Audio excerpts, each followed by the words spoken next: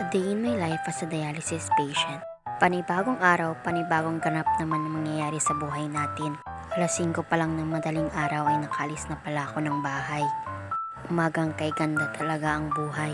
Nang minuto ang nakalipas ay nakasakay na pala ako. Higit 1 oras, kalahating minuto pa lang ang biyahe ko papuntang town.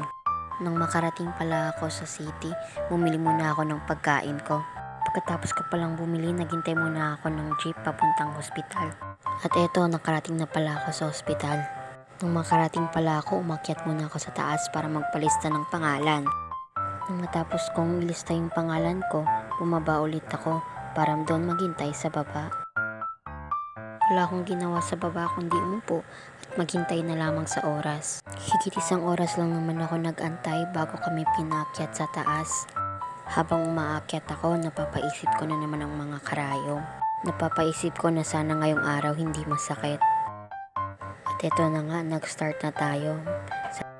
Ngayong araw hindi naman masakit. Masaya ako ngayong araw dahil naging okay ang pagdadialysis ko. Salamat pala sa nurse na humawak sa akin ngayong araw. Naging magaan din ang pakiramdam ko. 4 na oras ang nakalipas ay natapos na pala ako.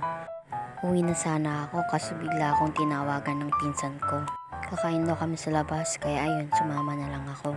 At eto, andito pala kami ngayon sa Kami Ramyun. Puro ramen pala mga pagkain nila dito. Puro Korean foods. Kahit bawal sa akin, eto kumakain pa rin, nagluluto pa rin. Sabi kasi nila masarap daw ang bawal. Naniniwala kasi ako sa kasabihan na habang nabubuhay ay kumain ng masarap. Kasi syempre, pag namatay ka na, hindi mo na yun makakain. Salamat din pala sa pinsan ko na nilibre ako. Masaya din ako ngayong araw dahil nakapag-banding kami ng pinsan ko. Minsan na lang kasi kami nakakapag-banding dahil pareho kaming busy. Busy siya sa pag-aaral habang ako busy naman ako sa aking kalusugan. Ito pala yung mga niluto namin. Shin ramen naman yung akin. At sa kanya naman ay roast buldak. Syempre hindi talaga makukumpleto ang Korean ramen mo kung wala kang Korean drinks. Ito pala yung pinili ko, ice cold. Ang flavor nito ay grapes. Masarap naman siya. Sa pinsan ko naman ay black coffee. Ayun, tawang-tawa ako sa kanya dahil sobrang mapait daw. Kung tinatanong nyo kung pricing mga pagkain, oo, pricey siya sa mga kagaya naming estudyante pa lang. Pero sabi nga nila, it's not about the cost, it's about the experience. Kaya sobrang saya ko na na-experience ko ito. Salamat pala sa pinsan ko. At ilang minutong paghihintay, kumain na pala kami. Shin ramen pala yung akin ng may itlog. Masarap naman siya in fairness. Habang sa pinsan ko naman ay roast buldak.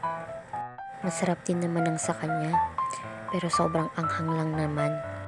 Kung i-rate ko siya, 10 yung anghang ng roast buldak. Masarap din naman yung mga drinks na pinili namin. Habang kumakain kami dyan, nagkwekwentuhan na rin kami. Mas nagustuhan ko pala ang roast buldak dahil maanghang siya. Sa kagaya kong mahilig sa maanghang, bagay na bagay to. Yung pinsan ko pala, tawang-tawa ako sa kanya dahil napapaiyak na lang siya sa anghang. Pero ayun, kahit maanghang, kain pa rin siya ng kain. Sayang daw kasi ang binayad niya. Tinatanong niya din ako kung okay ba tong pagkain sa amin. Syempre, tumawa lang ako. Oo, bawal to sa akin. Pero syempre, moderation lang tayo dito. Hindi ko naman inubos ang buong shin ramen ko. Medyo nararamdaman ko na yung anghang dyan. Patawa-tawa lang ako. Ilang minuto ang nakakalipas ay naubos na pala namin ang pagkain namin. Pagkatapos pa lang namin kumain ay umuwi na pala kami. Busog na naman ang mima nyo ngayong araw. Salamat pala sa pinsan ko sa pag-treat sa akin ngayon dito. At syempre nasa biyahe na pala kami. Pauwi na pala kami papunta sa bahay namin. Hanggang dito na lang. Bukas ulit. Salamat!